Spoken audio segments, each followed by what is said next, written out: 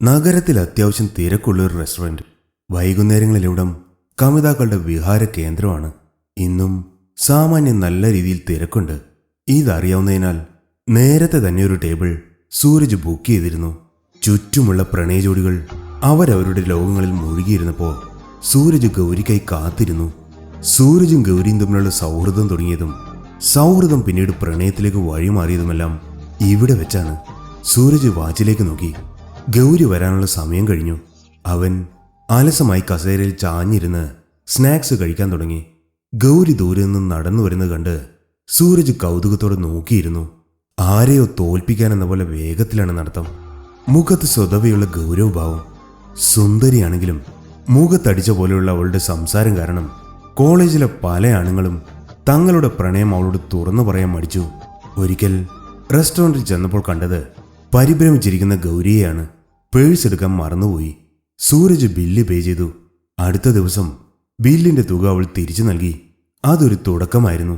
പരസ്പരം കൈമാറുന്ന ഹായ് ബായിൽ നിന്നും മണിക്കൂറുകൾ നീളുന്ന സംഭാഷണങ്ങൾ വരെ എത്തി. ഗൗരിയെപ്പറ്റി കൂടുതൽ അറിയുന്നത് അപ്പോഴാണ്. ജീവിത സാഹചര്യങ്ങളാണ് അവളെ കർക്കശക്കാരിയാക്കിയത്. തന്റെ പ്രണയം അവളോട് തുറന്നു പറയുമ്പോൾ ഉള്ളിൽ പരിഭ്രമമുണ്ടായിരുന്നു. എനിക്ക് ഓക്കെയാണ്, ഇയാൾ കാല് മറാതിരുന്നാൽ മതി, അവളൊരു പുഞ്ചിരിയോടെ പറഞ്ഞു. കൂട്ടുകാരറിഞ്ഞപ്പോ മൂക്കത്ത് വിരൽ വെച്ചു. എങ്ങനെ ഈ സാധനത്തെ മെരുക്കിയെടുത്തു എന്നാണ് അവർ ചോദിച്ചത്. പ്രണയം വിജയമായിരുന്നെങ്കിലും അത് നിലനിർത്തി കൊണ്ടുപോകുക എന്നത് ഒരു വെല്ലുവിളി തന്നെയായിരുന്നു. പിണങ്ങാൻ ചെറിയ കാര്യങ്ങൾ മതി ഗൗരിക്ക്. ചിലപ്പോ ദിവസങ്ങളോളം മിണ്ടാതിരിക്കും. ഇപ്പോ മുൻകോപം ഇച്ചിരി കുറവുണ്ട്. കാത്തിരുന്ന് മുഷിഞ്ഞോ? സൂരജിന്റെ അടുക്കൽ വന്നിരുന്ന് അവൾ പുഞ്ചിരിയോടെ ചോദിച്ചു. ചിരിക്കുമ്പോൾ അവളുടെ കണ്ണുകളും ചിരിക്കും. അത് കാണാൻ നല്ല ഭംഗിയാണ്. ഏയ് ഇല്ല, പോയിട്ട് വലിയ തിരക്കൊന്നുമില്ല. ഒരു പൈനാപ്പിൾ ജ്യൂസ് പറയട്ടെ? അവൾ തലയാട്ടി. ഞാൻ സീരിയസ് ആയിട്ടൊരു കാര്യം പറയാനാണ് വിളിച്ചത്. സൂരജ് ചോദ്യഭാവത്തിൽ നോക്കി. ഗിരിയേട്ടന്റെ കാര്യമാണ്. ആണോ? ഞാനും പുള്ളി അന്വേഷിച്ചു കിടക്കായിരുന്നു. എന്തിന്? ഗൗരി ചോദിച്ചു. വീട്ടിലെ അലമാര തുറക്കാൻ പറ്റുന്നില്ല. താക്കോൽ എവിടെ കളഞ്ഞുപോയി. ഭാവി അളിയും വിചാരിച്ച ഈസിയായിട്ട് തുറക്കാലോ.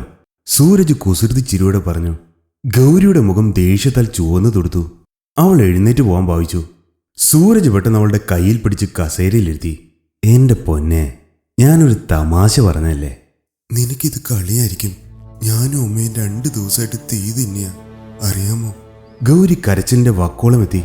സൂരജും വല്ലാതെയായി. സംഗതി എന്തോ സീരിയസ് ആണ്. ചേട്ടൻ എന്തു പറ്റി? 2 ദിവസമായിട്ട് കാണാനില്ല, ഒരു വിവരവും ഇല്ല. അമ്മയാണെങ്കിൽ ആഹാരവും കഴിക്കുന്നില്ല. ഹോ, ഇത്രയുള്ളോ? പുള്ളി ചിലപ്പോൾ മുങ്ങി നടക്കായിരിക്കും. കുറച്ചു ദിവസം കഴിയുമ്പോൾ ഇങ്ങ് പോരും. ഇത് സ്ഥിര ഏർപ്പാടല്ലേ? ഇതങ്ങനെയല്ല സൂരജ്. ഗൗരി വിശദമായി സൂരജിനോട് കാര്യങ്ങൾ പറഞ്ഞു. സൂരജ് കുറച്ചുനേരം ചിന്തയിലാണ്ടു. നമുക്കൊരു കാര്യം ചെയ്യാം, സ്റ്റേഷൻ വരെ ഒന്ന് പോയി അന്വേഷിക്കാം. ചിലപ്പോ പുള്ളി അതിനകത്തായിരിക്കും. സൂരജ് പറഞ്ഞു. ശരിയാണ്, അതിന് സാധ്യതയുണ്ട്. ലോക്കപ്പിലാണെങ്കിൽ കുഴപ്പമില്ല. മനസമാധാനത്തോടെ വീട്ടിൽ പോവാം. ബില്ല് പേ ചെയ്ത ശേഷം രണ്ടുപേരും പോലീസ് സ്റ്റേഷനിലേക്ക് തിരിച്ചു. ബുധനാഴ്ച രാത്രി മുറിയുടെ 4 പാടും മൊബൈൽ ഫോണുമായി നടക്കുകയാണ് ഗിരി. ഭയം കാരണം അവന്റെ കൈകൾ വിറയ്ക്കുന്നുണ്ട്. അത്രയ്ക്ക് പേടിപ്പെടുത്തുന്നതായിരുന്നു ആ ശബ്ദം. ഭയത്താൽ കുറച്ചു നേരം അവൻ സ്തബ്ധനായി പോയിരുന്നു. എന്നാൽ അല്പസമയത്തിനുള്ളിൽ അവൻ ആത്മനിയന്ത്രണം വീണ്ടെടുത്തു. തന്റെ കയ്യിൽ മൊബൈൽ ഫോണുണ്ട്. ആരെയെങ്കിലും ബന്ധപ്പെടാനായി രക്ഷപ്പെട്ടു. പക്ഷേ ഡ്യുവൽ സിമ്മായിട്ട് പോലും മൊബൈലിൽ ഒരു തരി റേഞ്ച് പോലും കാണിക്കുന്നില്ല. രവി, അമ്മ, ഗൗരി, ഒരു നമ്പറും കിട്ടുന്നില്ല. Out of coverage area. മൊബൈലിന്റെ ബാറ്ററിയിലാണെങ്കിൽ ചാർജ് വളരെ കുറവാണ്. അവൻ ഒരു പ്ലഗ് പോയിന്റിന് വേണ്ടി പരതി. പേരിന് പോലും ഒരു പ്ലഗ് പോയിന്റ് ഇല്ല. ഫാനോ ലൈറ്റോ ഒന്നുമില്ലാത്തൊരു മുറി. ഇതെന്തിനാണ് ഇങ്ങനെ ഒരു മുറി? എന്തിനാണ് ഇങ്ങനെ ഒരു കെട്ടിടം വിജനമായ പ്രദേശത്ത് പണിതത്? ഒന്നുറപ്പാണ്, ഭയാനകമായ എന്തോ ഒരു രഹസ്യം ഇവിടെയുണ്ട്. രവിയുടെ അസാന്നിധ്യമാണ് ഗിരിയെ കൂടുതൽ ഭയപ്പെടുത്തിയത്. എവിടെ പോയി മറഞ്ഞു അവൻ? ഇനി അവൻ തന്നെ മനഃപൂർവ്വം കുടുക്കിയതാണോ? എങ്കിൽ ആർക്കു വേണ്ടി? എന്തിനു വേണ്ടി? ഇനി അവന് വല്ല അപകടവും പിണഞ്ഞതാണോ? ആ ഭയാനക ശബ്ദം ആരുടേതായിരുന്നു? ചോദ്യങ്ങൾ, ഉത്തരമില്ലാത്ത ചോദ്യങ്ങൾ. എന്തായാലും ഇവിടെ നിന്ന് പുറത്തു കടക്കണം. പെട്ടെന്ന് ആരോ കിതയ്ക്കുന്ന പോലൊരു ശബ്ദം, ഒപ്പം ഒരു മുരൾച്ചയും. ഗിരി ശബ്ദം കേട്ട ഭാഗത്തേക്ക് നോക്കി. ഗ്ലാസ് പാനലിനപ്പുറം തിളങ്ങുന്ന 2 ചുവന്ന വസ്തുക്കൾ. ഗിരി അടുത്ത് ചെന്ന് സൂക്ഷിച്ചു നോക്കി. അതെന്താണെന്ന് മനസ്സിലാക്കിയപ്പോൾ ഗിരിയുടെ നട്ടെല്ലിലൂടെ തണുപ്പ് അരിച്ചു കയറി. അവ എന്തിൻ്റെയോ കണ്ണുകളായിരുന്നു. അതിൻ്റെ ചൂട് ശ്വാസം ഗ്ലാസ് പാനൽ മൂടൽ മഞ്ഞിൻ്റെ പ്രതീതി ഉളവാക്കി. അതിൻ്റെ മുഖമോ രൂപമോ തിരിച്ചറിയാൻ കഴിയുന്നില്ല. അറിയണമെന്ന് ഗിരിക്ക് ആഗ്രഹവുമില്ല. അത്രയേറെ ഭയന്നു പോയിരുന്നു അവൻ. അത് അവനെ തന്നെ ശ്രദ്ധിക്കുകയാണ്. ഗിരി കുഴഞ്ഞ് താഴെ വീണു. അവന് ബോധം മറയുന്നതായി തോന്നി. എന്തൊക്കെയോ രൂപങ്ങളും ശബ്ദങ്ങളും മിന്നി മറയുന്നു. സ്വപ്നമാണോ യാഥാർത്ഥ്യമാണോ എന്ന് തിരിച്ചറിയാൻ കഴിയുന്നില്ല. ബോധത്തിനും അബോധത്തിനും ഇടയിലുള്ള ഏതോ ഒരു ലോകം. അവിടെ വെച്ച് അവനൊരു പെൺകുട്ടിയെ കണ്ടുമുട്ടി. ഗിരി അകപ്പെട്ട അതേ മുറിയിലായിരുന്നു അവളും. ഗിരി അവളുടെ അടുക്കലേക്കെത്തി. ഒരു പട്ടുപാവാടക്കാരി, 10 വയസ്സ് തോന്നിക്കും. ഒരു പാവയെ അണിയിച്ചൊരുക്കുന്ന തിരക്കിലായിരുന്നു അവൾ. അവൾ അവനെ നോക്കി മനോഹരമായി പുഞ്ചിരിച്ചു. ആരാ നീ? ദീപ്തി. നീ എങ്ങനെ ഈ മുറിയിലെത്തി? ഗിരി ചോദിച്ചു. ഞാൻ എവിടെയാ ഉറങ്ങുന്നത്? ദീപ്തിക്ക് പേടിയില്ലേ ഈ മുറിയിൽ ഒറ്റയ്ക്കിരിക്കാൻ? ഇപ്പൊ ഒറ്റയ്ക്കല്ലല്ലോ, ഗിരി എൻ്റെ ഒപ്പമില്ലേ? എൻ്റെ പേരെങ്ങനെ അറിയാം? അതൊക്കെ ഉണ്ട്. എനിക്ക് ഇവിടെ നിന്ന് പുറത്തു പോകണം. ദീപ്തി എന്നെ സഹായിക്കണം, ഗിരി അപേക്ഷിച്ചു. ഇവിടെ നിന്ന് ആർക്കും രക്ഷപ്പെടാൻ കഴിയില്ല. രക്ഷപ്പെടാൻ അയാൾ സമ്മതിക്കില്ല. ദീപ്തി നിരാശയോടെ പറഞ്ഞു. ആര് സമ്മതിക്കില്ലെന്ന്? അയാള് കോടങ്കി പിന്നൻ. അവള് പതിഞ്ഞ സ്വരത്തിൽ പറഞ്ഞു. ആ പേര് പറയുമ്പോ അവളുടെ കണ്ണുകൾ ഭയത്താൽ വിടർന്നിരുന്നു.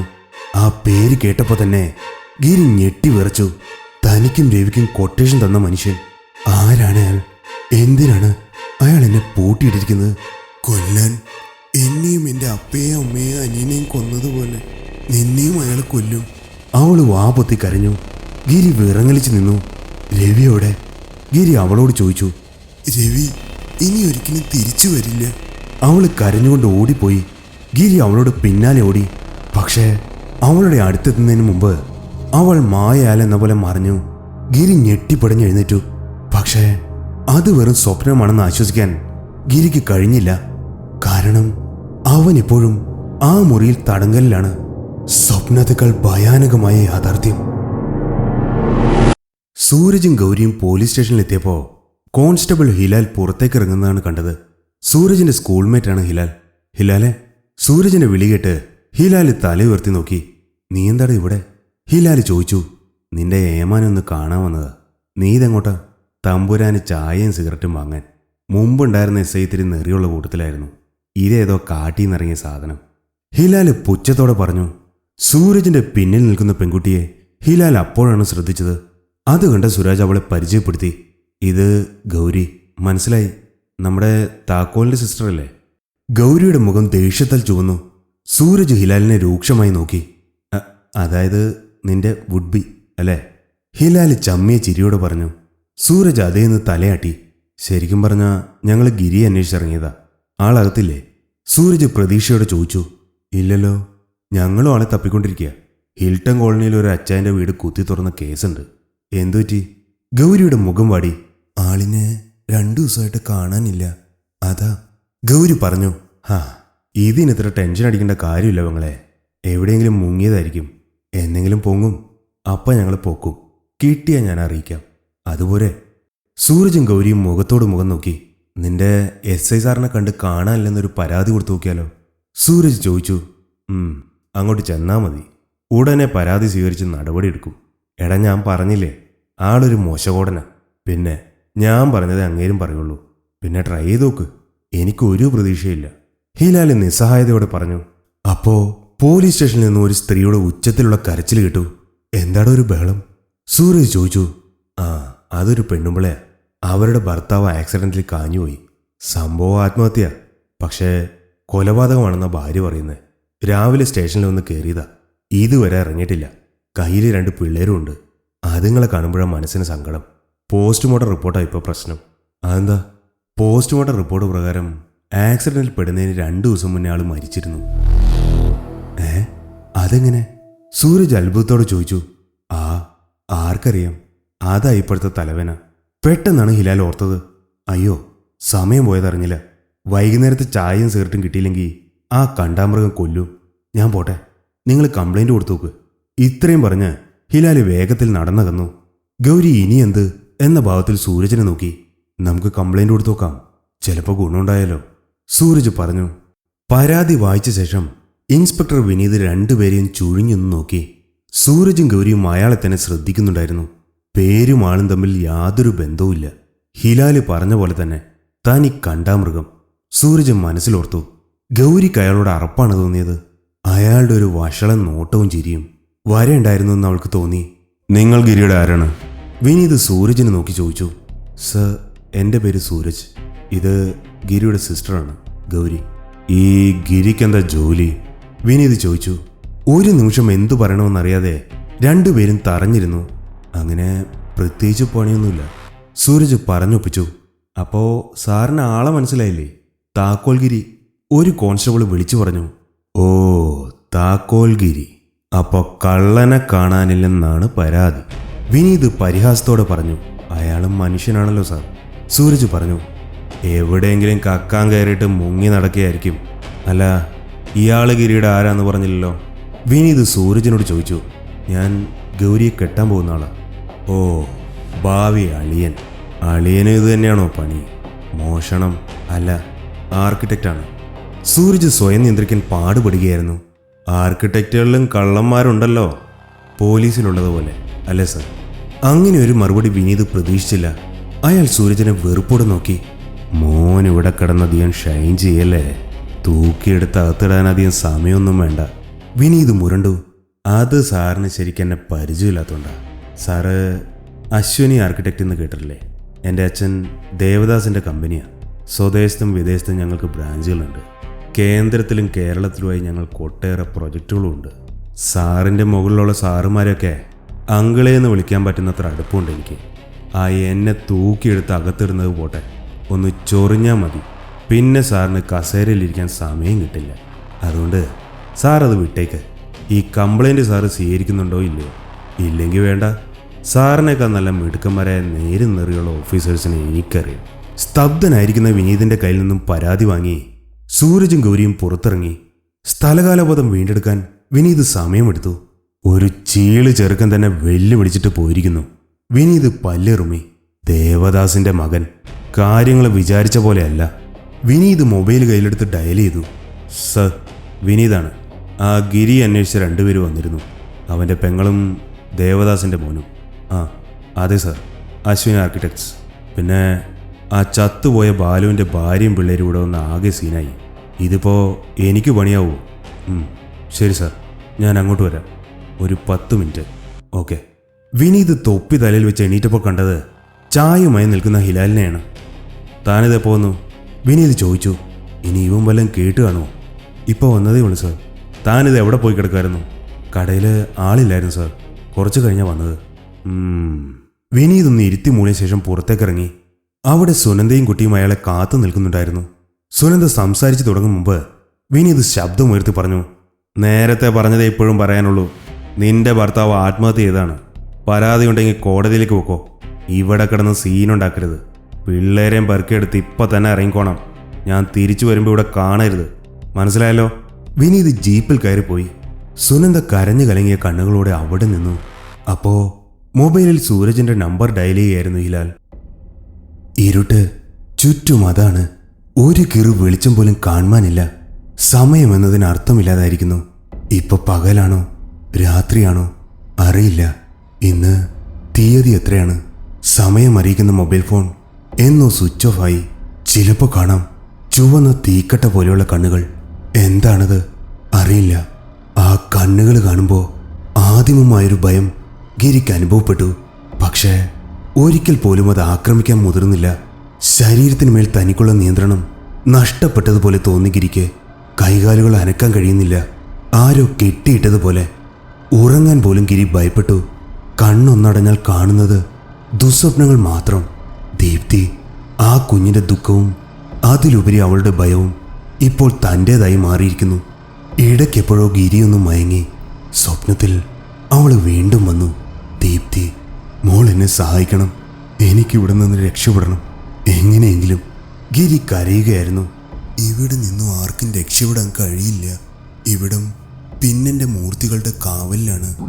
പെട്ടെന്ന് പിന്നിൽ നിന്നും ഒരു മുരൾച്ച കേട്ടു. ഗിരി ഞെട്ടി തിരിഞ്ഞു നോക്കി. പൈശാചികമായ ആ കണ്ണുകൾ ഒന്നേ നോക്കിയുള്ളൂ.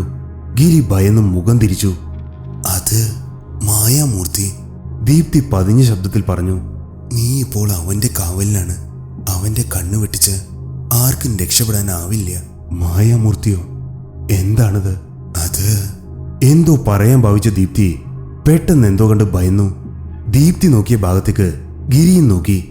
ഒന്നും നിലവിളിക്കാൻ പോലും കഴിഞ്ഞില്ല ഗിരിക്ക്. ആ രൂപം കണ്ട് അവൻ അത്രയ്ക്കും ഭയന്നു പോയിരുന്നു. കോടങ്കി പിന്നെ സ്വപ്നത്തിൽ നിന്നും അവൻ ഞെട്ടി എഴുന്നേറ്റു. അയാൾ തന്നെ. ഗിരി ഭയന്ന് പുലമ്പി. അന്ന് ഈ നശിച്ച സ്ഥലത്ത് കയറിയ ദിവസവും അയാളെ സ്വപ്നം കണ്ടിരുന്നു. ഇത് സ്വപ്നമല്ല, ആരോ തന്നോടെന്തോ പറയാൻ ശ്രമിക്കുന്നു. ഗിരി ചുറ്റും നോക്കി. തന്നെ ശ്രദ്ധിച്ചുകൊണ്ട് ആ കണ്ണുകൾ അവിടെ തന്നെയുണ്ട്. ഭയം താങ്ങാനാവാതെ അവൻ ബോധം കെട്ട് വീണു. അപ്പോ ഈ SIക്ക് ഇതിൽ പങ്കുണ്ടെന്നാണോ നീ പറയുന്നത്? സൂരജ് ചോദിച്ചു. അതേടാ, ഗിരിക്ക് എന്ത് സംഭവിച്ചെന്ന് അയാൾക്കറിയാം. അത് മാത്രമല്ല, നീ സ്റ്റേഷനിൽ വെച്ചൊരു സ്ത്രീയെ കണ്ടില്ലേ? അതും ഗിരിയുടെ തിരോധാനവും തമ്മിൽ ബന്ധമുണ്ട്. ഹിലാല് പറഞ്ഞു. എന്ത് ബന്ധം? അറിയില്ല സൂരജ്, എന്തോ ബന്ധമുണ്ട്. എങ്കിലത് കണ്ടുപിടിക്കണം. എങ്ങനെ? എങ്ങനെയെങ്കിലും. ഇയാള് മാത്രമല്ലല്ലോ, ഈ നാട്ടിൽ വേറെയും പോലീസുകാരുണ്ട്. ആ വഴിക്കൊന്ന് നോക്കട്ടെ. നിന്റെ അച്ഛൻ്റെ സ്വാധീനം ഉപയോഗിക്കുന്ന കാര്യമാണെങ്കിൽ അത് ഇച്ചിരി ബുദ്ധിമുട്ടാ.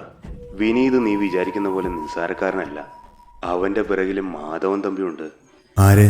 കരിങ്കൽ മാധവനോ? ആ, അയാള് തന്നെ. എങ്കിൽ കാര്യങ്ങൾ ഇത്തിരി ബുദ്ധിമുട്ടാണ്.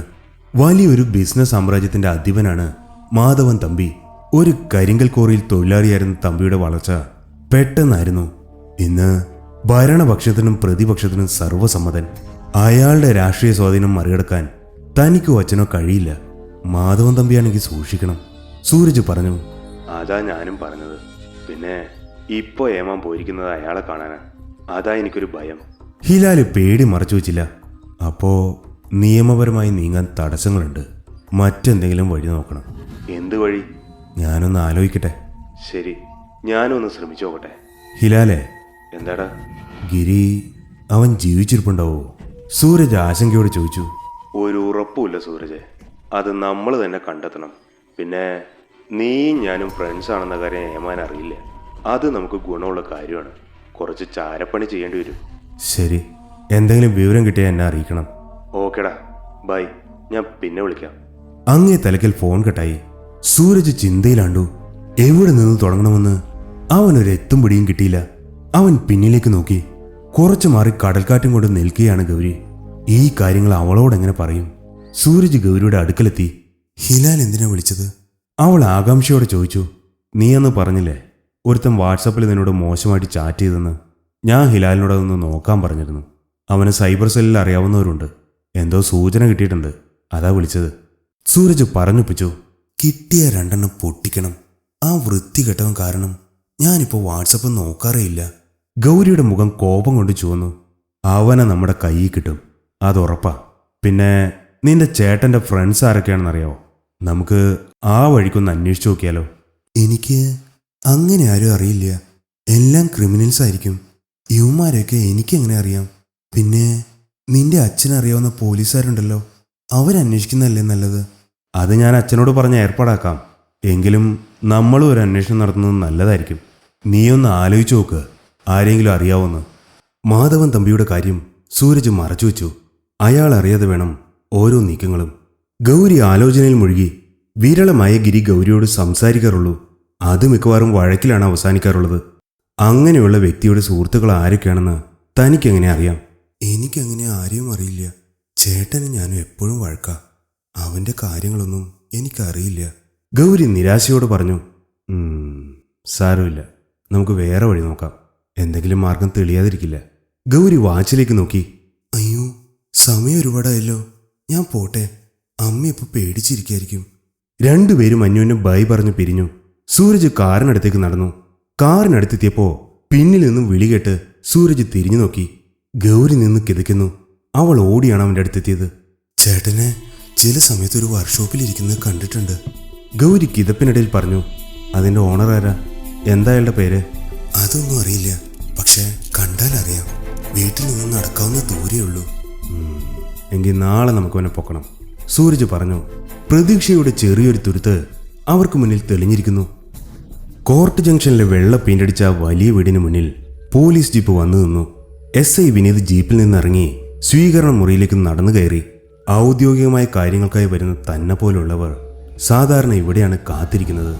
രാഷ്ട്രീയത്തിലെ ഉന്നതന്മാർക്കും ഉയർന്ന റാങ്കിലുള്ളവർക്കും വേറെ സ്വീകരണ മുറിയുണ്ട്. ഈ മുറിക്ക് തൊട്ടപ്പുറത്താണത്. പക്ഷേ തനിക്കിവിടം വരെ മാത്രമേ പ്രവേശനമുള്ളൂ. അതങ്ങനെയാണല്ലോ. മതങ്ങളിൽ മാത്രമല്ല, സ്ഥാനങ്ങളിലുമുണ്ട് ജാതി വ്യവസ്ഥിതി. ഒരിക്കൽ താൻ ഒന്നുമല്ലാതിരുന്ന കാലത്ത് ഈ വിവേചനം ശരിക്കും അനുഭവിച്ചിട്ടുണ്ട്. ബന്ധുക്കളുടെ പരസ്പരമുള്ള പരിചയപ്പെടുത്തലുകൾക്കിടയിൽ തന്നെ പലരും പലപ്പോഴും മാറ്റി നിർത്തിയിട്ടുണ്ട്. SI ആയ ശേഷം ഇപ്പോൾ അതിനൊക്കെ മാറ്റം വന്നിട്ടുണ്ട്. പക്ഷേ അത് പോരാ. ഇനിയും ഉയരണം. നക്ഷത്രങ്ങളുടെ എണ്ണം കൂടണം. ഒരിക്കൽ തന്നെ അവഗണിച്ചവർ തൻ്റെ കാൽക്കൽ വന്ന് വീഴണം. അതിനു വേണ്ടിയുള്ള ആദ്യ ചുവടുവെപ്പാണ് ഈ സ്വീകരണ മുറി. ഇനിയും ഉള്ളിലേക്ക് പോകേണ്ടതുണ്ട്. വിനീതിന് ഇന്നൊരു പ്രഹേളികയാണ് മാധവൻ തമ്പി. വിനീതിന് മാത്രമല്ല, മാധവൻ തമ്പിയുടെ അടുത്ത സുഹൃത്തുക്കൾക്കും അങ്ങനെ തന്നെ. അയാളുടെ ഭൂതകാലത്തെപ്പറ്റി ആർക്കും അറിയില്ല. മാധവൻ തമ്പിയുടെ കുടുംബത്തെപ്പറ്റിയും ആർക്കും അറിയില്ല. ഒരൊറ്റയാൻ. ഏറ്റവും അത്ഭുതകരമായത് അയാളുടെ വളർച്ചയാണ്. കുറഞ്ഞ കാലം കൊണ്ട് തന്നെ ധനപരവും രാഷ്ട്രീയപരവുമായ വളർച്ച മാധവൻ തമ്പി നേടിയെടുത്തു. കേവലം ഒരു കരിങ്കൽ ക്വാറിയിലെ തൊഴിലാളിയിൽ നിന്നും കിങ് മേക്കറിലേക്കുള്ള വളർച്ച അത്ഭുതകരം തന്നെയാണ്. എങ്ങനെയാണ് അയാൾക്കത് സാധ്യമായത്? എന്തായാലും നേരായ വഴിയിലൂടെയല്ല. അയാൾക്ക് സാധിക്കുമെങ്കിൽ തനിക്കും സാധിക്കും. തൽക്കാലം ഇയാളോടൊപ്പം നിൽക്കുക. അനുകൂലമായ സമയത്തിനായി കാത്തിരിക്കുക. വിനീതിന്റെ ചിന്തകൾക്ക് വിരാമം ഇട്ടുകൊണ്ട് മാധവൻ തമ്പി അയാൾക്ക് അടുത്തേക്ക് വന്നു. അത്യാവശ്യം ഉയരവും ഉറച്ച ശരീരവുമുള്ള മനുഷ്യൻ.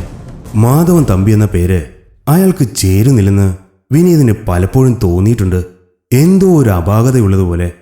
വിനീത് വന്നിട്ട് കുറച്ച് സമയമായോ? ശരീരം പോലെ തന്നെ ഉറച്ച ശബ്ദം. ഒരു 5 മിനിറ്റ്. വിനീത് എഴുന്നേറ്റ് നിന്നു. മാധവൻ തമ്പി ഇരിക്കാൻ ആംഗ്യം കാണിച്ചു. വിനീത് അനുസരണയോടെ ഇരുന്നു. ഞാനൊരു മീറ്റിങ്ങിലായിരുന്നു. അതുകൊണ്ട് താൻ പറഞ്ഞതൊന്നും എനിക്ക് ശ്രദ്ധിക്കാൻ കഴിഞ്ഞില്ല. ഇനി പറയേ, എന്താ പ്രശ്നം? വിനീത് സ്റ്റേഷനിൽ നടന്ന കാര്യങ്ങൾ വിശദമായി പറഞ്ഞു. തമ്പി കുറച്ചു നേരം ചിന്തയിലാണ്ടു. ഒരാക്സിഡന്റ്, ഒരു മിസ്സിംഗ് കേസ്. വീട്ടുകാരന്വേഷിച്ചു വരും, സ്വാഭാവികം. പക്ഷേ പുറത്തു നിന്നൊരാൾ ഇടപെട്ട അത് ശ്രദ്ധിക്കണം. ആ പയ്യൻ ഇച്ചിരി പ്രശ്നക്കാരനാണ് അല്ലേ? സർ, എൻ്റെ തലയ്ക്ക് മുകളിൽ ഓഫീസേഴ്സ് ഉണ്ട്. അവൻ പരാതിയായിട്ട് അങ്ങോട്ട് പോയാൽ എൻ്റെ തൊപ്പിയുടെ കാര്യം സർ. തൻ്റെ തൊപ്പിക്കൊന്നും പറ്റില്ല. ആ കാര്യങ്ങൾ ഞാൻ നോക്കിക്കോളാം. താനൊരു കാര്യം ചെയ്യും, അവരെ വാച്ച് ചെയ്യണം. കാര്യങ്ങൾ അപ്പപ്പോ എന്നെ അറിയിക്കണം. ശരി സാർ. താൻ പോയിക്കോ. വിനീത് പോകാനായി എഴുന്നേറ്റു. പെട്ടെന്ന് എന്തോ ഓർത്തിട്ട് വിനീത് തമ്പിയെ നോക്കി. എന്താടോ? അല്ല സാർ, ഒരു സംശയം. ആ ഗിരി ഇപ്പോൾ എവിടെയാ? ചോദിച്ചു കഴിഞ്ഞ ശേഷം അത് വേണ്ടായിരുന്നുവെന്ന് വിനീതിന് മനസ്സിലായി. തമ്പിയുടെ കണ്ണുകൾ വന്യമായി തിളങ്ങി. അത് നീ അറിഞ്ഞിട്ട് എന്തുണ്ടാക്കാനാണ്? നീ ചോദിക്കുന്ന പണം ഞാൻ തരുന്നുണ്ട്. അതിൽ കൂടുതൽ നിനക്ക് എന്താടാ വേണ്ടത്? എന്നെ പറ്റി കൂടുതൽ അറിയാതിരിക്കുന്നതാണ് നിനക്ക് നല്ലത്. അതിന് ശ്രമിച്ച മരണത്തേക്കാൾ ഭയാനകമായ ചിലത് നിനക്ക് തമ്പി കാണിച്ചു തരും. അനാവശ്യമായ ചോദ്യങ്ങൾ വേണ്ട. പറഞ്ഞ കാര്യങ്ങൾ മാത്രം ചെയ്യുക. പുരീതാ. ഇത്രയും പറഞ്ഞു തീർന്നപ്പോഴേക്കും തമ്പി വിനീതിന്റെ തൊട്ടടുത്തെത്തിയിരുന്നു. വല്ലാത്തൊരു ഭയത്തോടെ വിനീത് പുറകോട്ട് മാറി. ആക്രമിക്കാൻ നിൽക്കുന്ന നായയുടെ മുരൾച്ച പോലെയായിരുന്നു അയാളുടെ ശബ്ദം. തൻ്റെ മുന്നിൽ നിൽക്കുന്നത് മനുഷ്യനല്ലെന്ന് വിനീതിന് തോന്നി. ശരി സാർ, സോറി സാർ. വിനീത് ജീപ്പിലേക്ക് ഓടിക്കയറുകയായിരുന്നു. ജീപ്പ് സ്റ്റാർട്ട് ചെയ്ത ശേഷം വിനീത് തമ്പി നിൽക്കുന്ന ഭാഗത്തേക്ക് നോക്കി. അയാൾ വിനീതിനെ രൂക്ഷമായി നോക്കി നിൽക്കുന്നു. പൈശാചികമായ ആ നോട്ടം എതിരിടാനാകാതെ വിനീത് ജീപ്പ് ഓടിച്ചു പോയി. 2 പേർ തൻ്റെ വർക്ക്ഷോപ്പിന് നേരെ നടന്നു വരുന്നത് ജെയ്സൺ ദൂരെ നിന്ന് തന്നെ കണ്ടു. അതിലൊരാളെ ജെയ്സൺ അറിയാം. ഒരിക്കൽ പോലും സംസാരിച്ചിട്ടില്ലെങ്കിലും ഗിരിയുടെ സഹോദരിയാണെന്നറിയാം. പക്ഷേ മറ്റേ ആളെ പരിചയമില്ല. ജെയ്സൺ വർക്ക്ഷോപ്പിൽ നിന്നും പുറത്തിറങ്ങി ഗൗരിയെ നോക്കി പരിചയഭാവത്തിൽ ചിരിച്ചു. ഞാൻ ഗൗരിയല്ലേ? പറഞ്ഞു തുടങ്ങും മുമ്പ് തന്നെ ജെയ്സൺ ചോദിച്ചു. ഗിരിയുടെ സിസ്റ്ററല്ലേ? നേരിട്ട് പരിചയമില്ലെങ്കിലും എനിക്കറിയാം. ഞാൻ ജെയ്സൺ സ്വയം പരിചയപ്പെടുത്തി. ഞാൻ സൂരജ്, ഗൗരിയുടെ ഫ്രണ്ടാണ്. സൂരജും പരിചയപ്പെടുത്തി. ജെയ്സൺ 2 പേർക്കുമായി ഓരോ കസേര നൽകി. ഞങ്ങള് ഗിരിയേട്ടനെ അന്വേഷിച്ചു വന്നതാ. ഇപ്പോ എവിടെയാണെന്ന് അറിയാമോ? ഗൗരി നേരെ കാര്യത്തിലേക്ക് കടന്നു. ജെയ്സൺ അപ്പോഴാണ് അതിനെക്കുറിച്ച് ഓർത്തത്. സാധാരണ ഒരു പണിക്കിറങ്ങിയ വല്ലതും തടഞ്ഞാലില്ലെങ്കിലും അതിൻ്റെ അടുത്ത ദിവസം തന്നെ വന്ന് കണ്ടിട്ടേ പോവാറുള്ളൂ. ഇതിപ്പോൾ ദിവസങ്ങളായി, ആളുടെ ഒരു വിവരമില്ല. ഇത് പതിവുള്ളതല്ല, എന്തോ പ്രശ്നമുണ്ട്. ഇതുവരെ ആരും ഗിരിയെ അന്വേഷിച്ചിവിടെ വന്നിട്ടില്ല, പോലീസ് പോലും. എന്തെങ്കിലും പ്രശ്നമുണ്ടോ? ജെയ്സൺ ചോദിച്ചു. ആള് കുറച്ചു ദിവസമായിട്ട് മിസ്സിംഗ് ആണ്. സൂരജാണ് മറുപടി പറഞ്ഞത്. എന്തെങ്കിലും ആവശ്യമുണ്ടെങ്കിൽ മാത്രമേ ഇങ്ങോട്ട് വരാറുള്ളൂ. ഇപ്പോൾ കണ്ടിട്ട് കുറച്ച് ദിവസമായി. എന്നാണ് അവസാനമായിട്ട് വന്നത്? സൂരജ് ചോദിച്ചു. ഓർമ്മ കിട്ടുന്നില്ല. എന്തായാലും ആളെ കണ്ട വിവരം അറിയിക്കാം. ഫോൺ നമ്പർ തന്നാൽ മതി. ജെയ്സൺ കൂടുതലൊന്നും വിട്ടു പറഞ്ഞില്ല. സൂരജിന് കാര്യം മനസ്സിലായി. ഇയാൾ തങ്ങളെ ഒഴിവാക്കാൻ ശ്രമിക്കുകയാണ്. സൂരജ് ജെയ്സന് തന്റെ ഫോൺ നമ്പർ കൈമാറി. താങ്ക്സ്, ഗൗരി ജെയ്സനോട് പറഞ്ഞു. അത് പറയുമ്പോൾ അവളുടെ ശബ്ദമിടറിയിരുന്നു, കണ്ണുകൾ നിറഞ്ഞിരുന്നു. രണ്ടുപേരും പോകാനായി എഴുന്നേറ്റു. ജെയ്സൺ ആശയക്കുഴപ്പത്തിലായി. ഗിരി എന്തെങ്കിലും അപകടത്തിൽപ്പെട്ടോ? എങ്കിൽ താനിപ്പോൾ ചെയ്യുന്നത് വലിയ തെറ്റാണ്. എന്തായാലും വരുന്നത് വരട്ടെ. ഗൗരി, ജെയ്സൺ പിന്നിൽ നിന്നും വിളിച്ചു. ഗൗരി തിരിഞ്ഞു നോക്കി. ഈ കഴിഞ്ഞ 6-ാം തീയതി അവനിവിടെ വന്നിരുന്നു. എന്തിനാ വന്നത്? സൂരജ് ചോദിച്ചു. ജെയ്സൺ ആദ്യമൊന്നും മടിച്ചു, പിന്നെ പറഞ്ഞു തുടങ്ങി. ഞാൻ പോലീസ് സ്റ്റേഷനിൽ കയറേണ്ടി വരുമോ? ജെയ്സൺ പറയുന്ന കാര്യങ്ങൾ നമ്മളല്ലാതെ മറ്റൊരാളറിയില്ല. ഉറപ്പ്, സൂരജ് പറഞ്ഞു. ഗിരി പണിക്കിറങ്ങുമ്പോൾ ഇവിടെ വന്നാണ് ടൂൾസ് മേടിക്കുന്നത്. അന്നും അതിനായിട്ടാണ് ഇവിടെ വന്നത്. പണി കഴിഞ്ഞാൽ നേരെ ഇങ്ങോട്ട് വരും. ഒന്നുകിൽ കിട്ടിയതിലൊരു പങ്ക് തരാൻ, അല്ലെങ്കിൽ ടൂൾസ് തിരിച്ചു തരാൻ. കുറേ കാലമായിട്ടുള്ള ഏർപ്പാടാ. പക്ഷേ ഇത്തവണ വന്നില്ല. എവിടെയാണ് പണിയെന്ന് പറഞ്ഞിരുന്നോ? അത് പറയാറില്ല, ഞാൻ ചോദിക്കാറുമില്ല. പക്ഷേ എന്തോ വലിയൊരു കോള് കിട്ടിയെന്ന് സംസാരത്തിൽ നിന്ന് മനസ്സിലായി. മറ്റെന്തെങ്കിലും ഗിരിയേട്ടൻ പറഞ്ഞിരുന്നോ? ഗൗരി ചോദിച്ചു. ഇല്ല, മറ്റൊന്നും ചോദിച്ചില്ല. പിന്നെ ഈ ഇടയായിട്ട് ഒരുത്തൻ കൂടെ കൂടിയിട്ടുണ്ട്, ത്വരപ്പൻ രവി. അതാരാ? ആളെ എനിക്കും വലിയ പരിചയമില്ല. മുൻപ് 3-4 വട്ടം വർക്ക്ഷോപ്പിൽ ഗിരിയോടൊപ്പം വന്നിട്ടുണ്ട്. പണി മറ്റത് തന്നെ, മോഷണം. ഇയാൾ എവിടെ തപ്പിയാ കിട്ടും? സൂരജ് ചോദിച്ചു. അതൊന്നും എനിക്കറിയില്ല. ഒരു പ്രത്യേക ടൈപ്പാ. ചുമ്മാ വളവളാന്ന് വർത്താനം പറയും. ഹിലാലിനോട് ചോദിച്ചാൽ ഇവൻ്റെ ഫുൾ ഡീറ്റെയിൽസ് കിട്ടും. സൂരജ് ഗൗരിയോട് പറഞ്ഞു. എനിക്കറിയാവുന്നതെല്ലാം ഞാൻ പറഞ്ഞു. എനിക്ക് പണിയൊന്നും കിട്ടില്ലല്ലോ അല്ലേ? ഗിരിയെ കരുതിയ അവനെനിക്ക് വെറും ഒരു ഫ്രണ്ട് മാത്രമല്ല, കൂടപ്പുറപ്പിനെ പോലെയാ. ജെയ്സന്റെ ആശങ്ക വിട്ടുമാറിയിരുന്നില്ല. ഞാൻ പറഞ്ഞല്ലോ ജെയ്സൺ ഇതുകൊണ്ട് ഒരു അപകടവും സംഭവിക്കില്ല. സൂരജ് പറഞ്ഞു. എന്ത് പ്രശ്നമുണ്ടെങ്കിലും എന്നെ വിളിക്കാൻ മടിക്കണ്ട, നമ്പർ കയ്യിലുണ്ടല്ലോ. സൂരജ് പറഞ്ഞുകൊണ്ട് എഴുന്നേറ്റു. ഗൗരി, പേടിക്കണ്ട, ചിലപ്പോൾ എവിടെയെങ്കിലും ഒളിവിലായിരിക്കും. ഗൗരിയുടെ കല്യാണക്കാര്യം എന്നോട് ഇടക്കിടക്ക് പറയാറുണ്ട്. ചേട്ടൻ അനിയത്തിയെ ഭയങ്കര കാര്യമാണ്. ജെയ്സൺ ഗൗരിയെ ആശ്വസിപ്പിക്കാൻ ശ്രമിച്ചു. ഗൗരിയുടെ കണ്ണുകൾ നിറഞ്ഞു തുളുമ്പി. സൂരജ് അടുത്തു വന്ന് അവളെ ചേർത്ത് പിടിച്ചു. ജെയ്സനോട് യാത്ര പറഞ്ഞ് ഇറങ്ങാൻ തുടങ്ങിയായിരുന്നു രണ്ടുപേരും. ഒരു നിമിഷം ജെയ്സൺ എന്തോ ഓർത്തിട്ട് വിളിച്ചു. എന്താ ജെയ്സ? സൂരജ് ചോദിച്ചു. ആ ദിവസം അവൻ എന്നോട് ഒരാളെ അറിയാമോ എന്ന് ചോദിച്ചു. എന്തിനാണെന്ന് ചോദിച്ചപ്പോൾ പറഞ്ഞില്ല. ആരെപ്പറ്റിയാ ചോദിച്ചത്? എന്താ അയാളുടെ പേര്? സൂരജ് ആകാംക്ഷയോട് ചോദിച്ചു. ഒരു വല്ലാത്ത പേരാ. എന്തു പേര്? കോടങ്കി പിന്നൻ. സ്റ്റേഷനിലെത്തിയിട്ടും വിനീതിന്റെ കൈവിറയിൽ ഇനിയും മാറിയിട്ടില്ല. എങ്ങനെയാണ് താൻ ഇത്രയും ദൂരം വണ്ടി ഓടിച്ചു വന്നത്? അയാൾ തന്റെ ചിന്തകൾ മറ്റു കാര്യങ്ങളിലേക്ക് വ്യാപരിക്കാൻ ശ്രമിച്ചു. കഴിയുന്നില്ല. ഭയം തന്റെ മനസ്സിനെ ഒരു നീരാളിയെപ്പോലെ പിടികൂടിയിരിക്കുന്നു. കുട്ടിക്കാലത്ത് പ്രേതകഥകളും സിനിമകളും ഒരുപാട് ഭയപ്പെടുത്തിയിട്ടുണ്ട്. അക്കാലത്ത് ശ്രീകൃഷ്ണപരന്ത് ദൂരദർശനിൽ സംപ്രേഷണം ചെയ്തപ്പോൾ താൻ പേടിച്ചു വിറച്ച് കട്ടിലിനടിയിലായിരുന്നു. അന്ന് താൻ സകലരുടെയും പരിഹാസപാത്രമായി. ഭയം മാറിത്തുടങ്ങിയത് കോളേജ് കാലത്തിലാണ്. യുക്തിവാദികളും നിരീശ്വരവാദികളുമായ സുഹൃത്തുക്കൾ. യുക്തിയുടെ കണ്ണട വെച്ച് അയാൾ കൺമുന്നിൽ കാണുന്ന കാഴ്ചകൾ ഒരു വിദഗ്ധനായ സർജനെ പോലെ കീറി മുറിച്ച് വിശകലനം ചെയ്തു. ഹൊറർ സിനിമകൾ ഒറ്റയ്ക്കിരുന്ന് കണ്ടു. കൂട്ടുകാരുടെ വെല്ലുവിളികൾ ഏറ്റെടുത്ത് രാത്രികളിൽ ശ്മശാനങ്ങളിൽ കിടന്നുറങ്ങി. വിജനമായ പാതകളിലൂടെ അസമയങ്ങളിൽ നടന്ന് ദുരാത്മാക്കളെ അയാൾ വെല്ലുവിളിച്ചു. ഭയത്തെ കീഴടക്കി. സുഹൃത്തുക്കൾക്ക് മുന്നിൽ അയാൾ ജേതാവിനെ പോലെ നെഞ്ചു വിരിച്ചു നിന്നു. പന്തയത്തിൽ തോറ്റ കൂട്ടുകാർ അയാൾക്കൊരു പേര് ചാർത്തി നൽകി, ഡെയർ ഡെവിൾ. ഭയത്തെ എന്നേക്കുമായി കീഴടക്കിയെന്ന് അയാൾ കരുതി. പക്ഷേ തെറ്റിപ്പോയിരിക്കുന്നു. ഉഗ്രവിഷമുള്ള സർപ്പത്തെ പോലെ അതുള്ളിൽ തന്നെ ഉണ്ടായിരുന്നു. പറ്റിയ അവസരത്തിനായി അത് കാത്തിരിക്കുകയായിരുന്നു. ജീവിതത്തിൽ താൻ അനുഭവിച്ച ഭയം എന്ന വികാരത്തിന്റെ സകല സന്ദർഭങ്ങളും തന്റെ മുന്നിൽ ഫണം വിരിച്ചു നിൽക്കുന്നതായി അയാൾക്ക് അനുഭവപ്പെട്ടു. ജീവിതത്തിൽ ആദ്യമായാണ് ഇങ്ങനെയൊരു അനുഭവം, അതും ഒരു മനുഷ്യനെ കണ്ട്. വിനീതിന് തന്നോട് തന്നെ പുച്ഛം തോന്നി. ഒരു പക്ഷേ തന്നെ ഭയപ്പെടുത്തി വരുതിക്ക് നിർത്താനുള്ള അയാളുടെ തന്ത്രമാവും. അതിൽ താൻ വീണുപോയി. പുച്ഛം അമർഷത്തിന് വഴിമാറി. തമ്പി അവസാനം തന്നോട് പറഞ്ഞത് ഒരു വെല്ലുവിളിയാണെന്ന് വിനീതിന് തോന്നി. അത് വിനീതിനെ ചൊടിപ്പിച്ചു. താൻ അപമാനിതനായതായി വിനീതിന് തോന്നി. അയാളെ പൂട്ടണം. വിനീതിന്റെ ഉള്ളിലെ പ്രതികാര ബുദ്ധി ഉണർന്നു. മാധവൻ തമ്പി എന്ന സമസ്യയ്ക്ക് ഉത്തരം കണ്ടെത്തണമെന്ന അദമ്യമായ ആഗ്രഹം പെട്ടെന്ന് അയാൾക്കുണ്ടായി. സമൂഹത്തിലെ പല മാന്യന്മാർക്കും ഒരിരുണ്ട ഭൂതകാലമുണ്ടാവും. പ്രത്യേകിച്ചും തമ്പിയെ പോലെ ഒരാൾക്ക് ആ ഭൂതകാലമാണ് അയാളുടെ യജമാനൻ. ഒരു കാവൽ നായയുടെ ശൗര്യത്തോടെ അയാളത് കാത്തു സൂക്ഷിക്കുന്നുണ്ട്. അതാണ് അയാളുടെ ദൗർബല്യം. അത് കണ്ടെത്തണം. അവിടെ തന്നെ അമ്പതറക്കണം.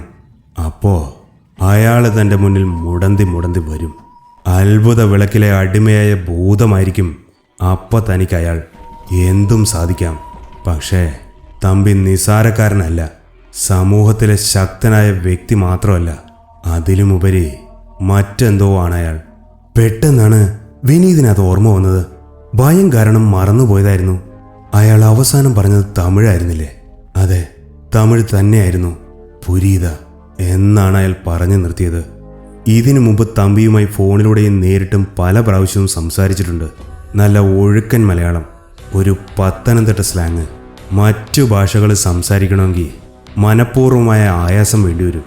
എത്ര മറയ്ക്കാൻ ശ്രമിച്ചാലും വികാര വിക്ഷോഭങ്ങൾക്കിടയിൽ മാതൃഭാഷ തെറ്റിയും തെറിച്ചും പുറത്തു വരിക തന്നെ ചെയ്യും. തമ്പി തമിഴനാണ്. അപ്പോൾ മാധവൻ തമ്പി എന്ന പേര് അത് അയാളുടെ പേരായിരിക്കാൻ സാധ്യതയില്ല. അയാളുടെ യഥാർത്ഥ പേര് മറ്റെന്തോ ആയിരിക്കണം. എല്ലാം അനുമാനങ്ങളാണ് വിനീത് ഓർത്തു. പക്ഷെ അവയൊക്കെ സത്യമാവാനുള്ള സാധ്യത കൂടുതലാണെന്ന് വിനീതിന് തോന്നി. ഒരുപക്ഷെ താൻ പോലീസ് ആയതുകൊണ്ടായിരിക്കാം. എന്തായാലും കരുതലോടെ നീങ്ങണം. വിനീത് ആലോചനയിൽ മുഴുകി. അല്പസമയം കഴിഞ്ഞ് വിനീത് ഹിലാലിനെ അകത്തേക്ക് വിളിച്ചു. 2 കാര്യങ്ങളുണ്ട്.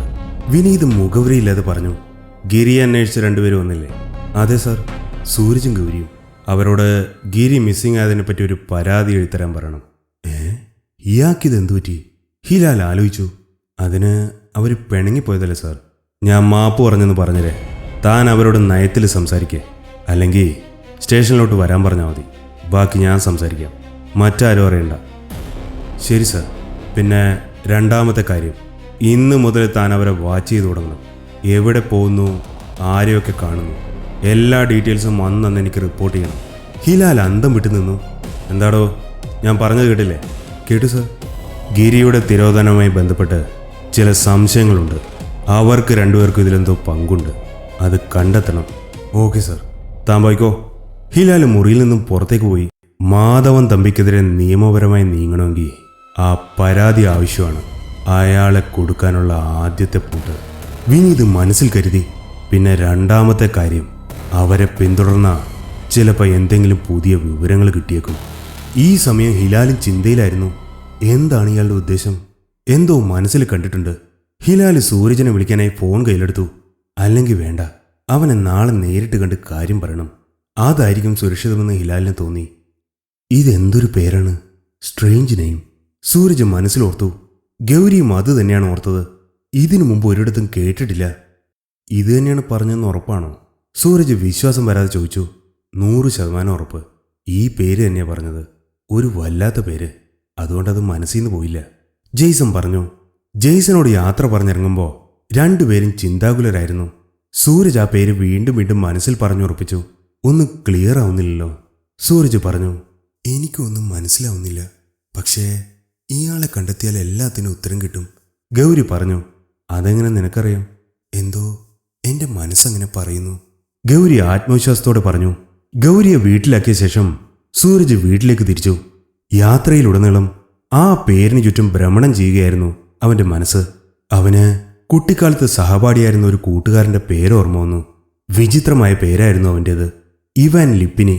അവൻ്റെ മുത്തച്ഛൻ്റെ വാശിയായിരുന്നു ഈ പേര് തന്നെ വേണമെന്ന്. സ്കൂളിൽ ഈ പേര് കാരണം ഒരുപാട് കളിയാക്കലുകൾ അവന് കേൾക്കേണ്ടി വന്നു. എനിക്ക് 2 വയസ്സുള്ള അപ്പൂപ്പൻ മരിച്ചുപോയി. ഇല്ലായിരുന്നെങ്കിൽ ഞാൻ തന്നെ അയാളെ കഴുത്തിരിച്ചു കൊന്നാനെ. ഒരിക്കൽ അവൻ സഹികെട്ട് തന്നോട് പറഞ്ഞിട്ടുണ്ട്. സ്വന്തം പേരിനെ വെറുക്കേണ്ടി വരികയെന്നത് വല്ലാത്തൊരവസ്ഥയാണ്. സൂരജ് വീട്ടിലെത്തിയപ്പോൾ ഹിലാലിനെ കണ്ടു. നീയെ പോന്നു? കുറച്ചേരമായി. സൂരജിന്റെ അമ്മ നൽകിയ ചായ നുണഞ്ഞിരിക്കുകയായിരുന്നു അവൻ. നിന്നോട് ചില കാര്യങ്ങൾ പറയാനുണ്ട്. അതാ ഞാൻ നേരിട്ട് വന്നത്. ഞാനും നിന്നെ കാണാനിരിക്കുകയായിരുന്നു. വാ. 2 പേരും സൂരജിന്റെ മുറിയിലേക്ക് പോയി. ഡാ, ഇന്നു മുതലേ നീയും ഗൗരിയും പോലീസിന്റെ നിരീക്ഷണത്തിലാണ്. അതിനുവേണ്ടി ഒരാളെ ഏർപ്പാടാക്കിയിട്ടുണ്ട്. ഹിലാൽ ഗൗരവത്തിൽ പറഞ്ഞു. ഓഹോ, ആരാണയാൾ? ഞാനാണയാൾ. ഹിലാൽ പൊട്ടിച്ചിരിച്ചു. കൊള്ളാം, നിന്റെ ഏമാനിത്ര മണ്ടനായിപ്പോയല്ലോ. സൂരജൻ ചിരിച്ചു. എനിക്കങ്ങനെ തോന്നുന്നില്ല. കുറുക്കന്റെ ബുദ്ധി അയാൾക്ക്. നമ്മൾ തമ്മിലുള്ള ഇരിപ്പോശ അയാൾക്ക് അറിയില്ലെന്നേ ഉള്ളൂ. നിന്നോടും ഗൗരിയോടും കംപ്ലൈന്റ് കൊടുക്കാൻ പറഞ്ഞിട്ടുണ്ട്. സൂരജിന്റെ നെറ്റി ചുളിഞ്ഞു. എന്തിന്? മാനസാന്തരം വന്നിട്ടൊന്നുമല്ല, അതുറപ്പാ. അയാളുടെ മനസ്സിൽ മറ്റെന്തോ കണക്കുകൂട്ടലുകളുണ്ട്. സൂരജ് ആലോചനയിൽ മുഴുകി. നീ കംപ്ലൈന്റ് കൊടുക്കുന്നുണ്ടോ? ഞാൻ ഗൗരിയോടൊന്ന് ചോദിക്കട്ടെ, എന്നിട്ട് പറയാം. അല്ല, നിനക്കെന്തോ പറയാനുണ്ടെന്ന് പറഞ്ഞല്ലോ. ഹിലാൽ ചോദിച്ചു. 2 പേരെ പൊക്കണം. ഒരാളുടെ പേര് ത്വരപ്പൻ രവി. നമുക്ക് പൊക്കാം. ആരാ രണ്ടാമൻ? കോടങ്കി പിന്നൻ. ഹിലാൽ വാ പൊളിച്ചു നിന്നു. എന്ത് പേരാണിത്? നിനക്കിത് എവിടെ നിന്ന് കിട്ടി? സൂരജ് എല്ലാം ഹിലാലിനോട് വിസ്തരിച്ച് പറഞ്ഞു. ആദ്യത്തെ ആൾ ക്രൈം റെക്കോർഡ്സിൽ കാണാൻ സാധ്യതയുണ്ട്. ആലിയസ് നെയിം ഉള്ളതുകൊണ്ട് എളുപ്പമായിരിക്കും. രണ്ടാമത്തെ ആള് ഇച്ചിരി പണിയാണെന്ന് തോന്നുന്നു. എന്തായാലും ശ്രമിച്ചു നോക്കാം.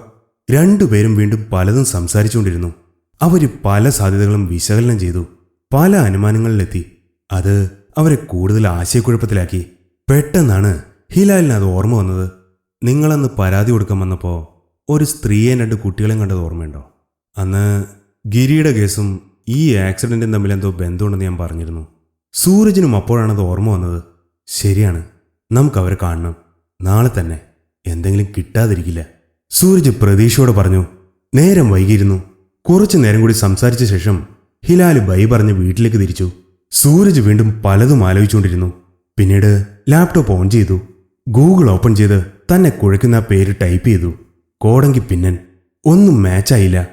നിരാശനാകാതെ സൂരജ് വീണ്ടും ടൈപ്പ് ചെയ്തു. ഇത്തവണ കോടങ്കി എന്ന് മാത്രം ടൈപ്പ് ചെയ്ത് നോക്കി. സെർച്ച് റിസൾട്ടുകൾ വന്നു. വർദ്ധിച്ച ഉത്സാഹത്തോടെ സൂരജ് ഓരോ ലിങ്കുകളും നോക്കി തുടങ്ങി. സൂരജ് കണ്ട ലിങ്കുകൾ കൂടുതലും യൂട്യൂബ് വീഡിയോകളായിരുന്നു. അവയെല്ലാം തമിഴ് ഫോക്ക് സോങ്സ് ആണ്. കുറെ നേരം പല രീതിയിൽ സെർച്ച് ചെയ്തിട്ടും കാര്യമായ വിവരങ്ങൾ കിട്ടുന്നില്ല. കിട്ടുന്നവ അധികവും തമിഴിലാണ്. തമിഴ്നാട്ടിൽ ചില സ്ഥലങ്ങളുടെ പേര് കോടങ്കിയുമായി ബന്ധപ്പെട്ട് കിടക്കുന്നു. ഒരു കാര്യം സൂരജിന് വ്യക്തമായി. ഈ നിഗൂഢ മനുഷ്യൻ ഒരു തമിഴനാണ്. ചിലർ സ്ഥലപ്പേര് സ്വന്തം പേരിനൊപ്പം ചേർക്കാറുണ്ട്. എങ്കിൽ പിന്നൻ എന്നുള്ളത് അയാളുടെ പേരും കോടങ്കി സ്ഥലപ്പേരുമായിരിക്കും. അങ്ങനെയാണെങ്കിൽ ആ സ്ഥലങ്ങളിൽ ഒരു അന്വേഷണം വേണ്ടിവരും. വൈക്കോൽ കൂനയിൽ മുട്ടുസൂചി തേടുന്നത് പോലെ കഠിനമായിരിക്കും അത്. സൂരജ് ഓരോന്നാലോചിച്ച് തല പോയിച്ചുകൊണ്ടിരുന്നപ്പോൾ താഴെ അമ്മയുടെ നീട്ടിയുള്ള വിളി കേട്ടു. അത്താഴത്തിന് സമയമായിരിക്കുന്നു. സമയം പോയത് അറിഞ്ഞില്ല. സൂരജ് പടികളിറങ്ങി ഡൈനിങ് ടേബിളിന് മുന്നിലിരുന്നു. അച്ഛന് ചില നിഷ്ഠകളുണ്ട്. എല്ലാ കാര്യങ്ങളും അതിന്റെ സമയത്ത് ചെയ്തിരിക്കണം. പതിവുകൾ തെറ്റിക്കുന്നത് അച്ഛന് ഇഷ്ടമല്ല. രാത്രി ലഘുവായ ഭക്ഷണമാണ് പതിവ്. മിക്കവാറും പഴങ്ങളും ധാന്യങ്ങളും ആയിരിക്കും. സൂരജ് ഭക്ഷണം കഴിച്ചു തുടങ്ങി. ദേവദാസും അംബികയും മകനെ തന്നെ ശ്രദ്ധിക്കുകയായിരുന്നു. സാധാരണ അവൻ നേരത്തെ കഴിക്കാൻ എത്തുന്നതാണ്. ഇന്ന് ആ പതിവ് തെറ്റിയിരിക്കുന്നു. അവനെ എന്തോ അലട്ടുന്നുണ്ട്. ഗിരിയുടെ തിരോധാനമായിരിക്കാം. കുറച്ചു നാളായി അവൻ അതിന് പുറകിലാണ്. ദേവദാസും അംബികയും മുഖത്തോട് മുഖം നോക്കി. അസ്വസ്ഥത ഉളവാക്കുന്ന നിശബ്ദത അവിടെ തളം കെട്ടി നിന്നു. എന്തായി? വല്ല വിവരവും കിട്ടിയോ? ദേവദാസ് സംഭാഷണത്തിന് തുടക്കമിട്ടു. ഇല്ല അച്ഛാ, ചില സൂചനകൾ മാത്രം. സൂരജ് കാര്യങ്ങൾ വിശദമായി അവതരിപ്പിച്ചു. അവർ മൂവർക്കുമിടയിൽ രഹസ്യങ്ങളില്ലായിരുന്നു. ആകാശത്തിന് കീഴിലെ എന്തിനെപ്പറ്റിയും അവർ ചർച്ച ചെയ്യുമായിരുന്നു. ദേവദാസ് എല്ലാം കൗതുകത്തോടെ കേട്ടിരുന്നു. സൗണ്ട്സ് ഇൻട്രസ്റ്റിംഗ്, ദേവദാസ് പറഞ്ഞു. ആ പേര് കേട്ടിട്ട് അച്ഛനെന്ത് തോന്നുന്നു? സ്ട്രേഞ്ച് നെയിം അല്ലേ? ഞാൻ നെറ്റിൽ തപ്പി നോക്കിയപ്പോൾ അത് തമിഴ്നാട്ടിലൊരു സ്ഥലത്തിൻ്റെ പേരുമായിട്ട് ബന്ധമുണ്ടെന്ന് തോന്നി. കോടങ്കി പാളയെന്നോ മറ്റോ ആണ്. ചിലപ്പോൾ അയാൾ അവിടുത്തുകാരനായിരിക്കും അല്ലേ? ദേവദാസ് ആലോചനയിൽ മുഴുകി. Yes, it is strange. പക്ഷേ കോടങ്കി എന്ന വാക്ക് ഞാൻ ഇതിനു മുമ്പ് കേട്ടിട്ടുണ്ട്. Is it? സൂരജ് ഉത്സാഹത്തോടെ ചോദിച്ചു. യെസ്, ഞാൻ മധുരയിൽ പഠിക്കുന്ന കാലത്താണ് ഈ വാക്ക് ആദ്യമായിട്ട് കേൾക്കുന്നത്. പക്ഷേ നീ വിചാരിക്കുന്ന പോലെ ഒരു സ്ഥലത്തിൻ്റെ പേരല്ല, അതൊരു ജാതിയാണ്. സൂരജും അംബികയും കഥ കേൾക്കുന്ന കുട്ടികളെപ്പോലെ അദ്ദേഹത്തിന് അടുത്തിരുന്നു. ദേവദാസ് ആ കാലഘട്ടം ഓർത്തെടുക്കുകയായിരുന്നു. കോളേജിൽ പഠിക്കുന്ന കാലത്ത് ഒരു സുഹൃത്തിൻ്റെ വീട്ടിൽ തങ്ങാൻ പോയിരുന്നു. പേരിപ്പോൾ ഓർമ്മ കിട്ടുന്നില്ല. മുത്തുപ്പാണ്ടി എന്നോ മറ്റോ ആണ് പേര്. ഒരു ദിവസം രാത്രിയിൽ വാതിൽ മുട്ടുന്നത് കേട്ട് തുറന്നു നോക്കിയപ്പോൾ കാഷായ വസ്ത്രം ധരിച്ചൊരു മനുഷ്യൻ മുന്നിൽ. അയാൾ തമിഴിൽ എന്തൊക്കെയോ സംസാരിക്കുന്നുണ്ടായിരുന്നു. ഒരു നാടോടി ഗാനം പോലെയായിരുന്നു അത്. വീട്ടുകാരയാൾ പറയുന്നതൊക്കെ തൊഴുകൈകളോടെ കേട്ടു നിന്നു. ശേഷം അയാൾക്ക് ദക്ഷിണ നൽകി പറഞ്ഞയച്ചു. അയാൾ പോയ ശേഷം സുഹൃത്ത് കാര്യങ്ങളൊക്കെ ദേവദാസിന് പറഞ്ഞു കൊടുത്തു. ദേ ആർ ഫോർച്യൂൺ ടെല്ലേഴ്സ്, ഭാവി പ്രവചിക്കുന്നവർ. അതാണ് അവരുടെ ജോലി. ദേവദാസ് തുടർന്നു. അവർ ശ്മശാനവാസികളാണ്. പകല് സമയങ്ങളിൽ അവർ വീടുകൾ തോറും കയറി ഇറങ്ങും. അരിയോ മറ്റെന്തെങ്കിലും ഭക്ഷണമോ നൽകിയാൽ മതി. ഈ വീടുകൾ നോക്കി വെച്ച ശേഷം അന്ന് രാത്രി തന്നെ അതാത് വീടുകളിലെത്തി ഭാവി പ്രവചിക്കും. എന്നിട്ട് ദക്ഷിണ വലതും വാങ്ങി സ്ഥലം വിടും. ഇത് അവരുടെ വയറ്റിപ്പിഴപ്പാണ്. ഇതെങ്ങനെയാ അവർ ഭാവി പറയുന്നത്? ഇതിൽ വല്ല സത്യമുണ്ടോ? അംബിക ചോദിച്ചു. അങ്ങനെ ചോദിച്ചാൽ അറിയില്ല, ദേവദാസ് ചിരിയോടെ പറഞ്ഞു. പക്ഷേ അവിടുത്തുകാർക്ക് നല്ല വിശ്വാസമാണ്. കോടങ്കികൾക്ക് അല്പസ്വല്പം മന്ത്രവാദമൊക്കെ അറിയാം. ശ്മശാനത്തിൽ മോക്ഷമില്ലാതെ അലഞ്ഞിരിയുന്ന ആത്മാക്കളെ മന്ത്രവിദ്യയിലൂടെ കീഴടക്കി അടിമകളാക്കും. കോടങ്കി രാത്രിയിൽ ഭാവി പറയാൻ ചെല്ലുമ്പോൾ ഈ ആത്മാക്കളും കൂടെ ഉണ്ടാവും. ആത്മാവിന് ഒരുവന്റെ ഭാവി ചലച്ചിത്രമെന്ന പോലെ കാണാൻ കഴിയുമെന്നാണ് വിശ്വാസം. ആത്മാവ് ഈ വിവരങ്ങൾ കോടങ്കിക്ക് കൈമാറും. അയാള് ആ പ്രവചനങ്ങളെ വീട്ടുകാരെ അറിയിക്കുകയും ചെയ്യും. സൂരജ് വിടർന്ന കണ്ണുകളോടെ എല്ലാം കേട്ടിരുന്നു. അച്ഛനിൽ നിന്നും ഈ വിവരങ്ങൾ കിട്ടുമെന്ന് അവൻ തീരെ പ്രതീക്ഷിച്ചിരുന്നില്ല. എങ്കിലും ഇത് പോരാ, ഇനിയും കൂടുതൽ വിവരങ്ങൾ കിട്ടേണ്ടിയിരിക്കുന്നു. ഒരു വരാൽ മിന്നെ പോലെയാണ് അയാൾ. അടുക്കുംതോറും വഴുതി മാറുന്നു. അച്ഛന് എന്തു തോന്നുന്നു? ഇതിൽ വല്ല സത്യമുണ്ടോ? ദേവദാസ് അല്പം ആലോചനയിൽ മുഴുകി. ഇതിനെപ്പറ്റി ആധികാരികമായി പറയാൻ ഞാൻ ആളല്ല. നമുക്കിനിയും പിടിതരാത്ത ഒട്ടേറെ സമസ്യകളുണ്ട് ഈ ലോകത്ത്. അതുകൊണ്ട് മനസ്സിലാകാത്ത ഒന്നിനെപ്പറ്റി ഉണ്ടെന്ന് പറഞ്ഞാലും ഇല്ലെന്ന് പറഞ്ഞാലും അത് അഹങ്കാരമാവും. അനുഭവങ്ങളാണ് ഗുരു. നമുക്കതിനുള്ള യോഗമുണ്ടെങ്കിൽ സമയമാവുമ്പോൾ അവ നമ്മളെ തേടി വരും. അവയ്ക്ക് വേണ്ടി കാത്തിരിക്കുക. അതേ നമുക്ക് ചെയ്യാൻ കഴിയൂ. ഇത് പറയുമ്പോൾ ദേവദാസിന് ഒരു യോഗിയുടെ മുഖമായിരുന്നു. തികഞ്ഞ ഈശ്വര വിശ്വാസിയാണ് ദേവദാസ്. സൂരജ് നിരീശ്വരവാദിയും.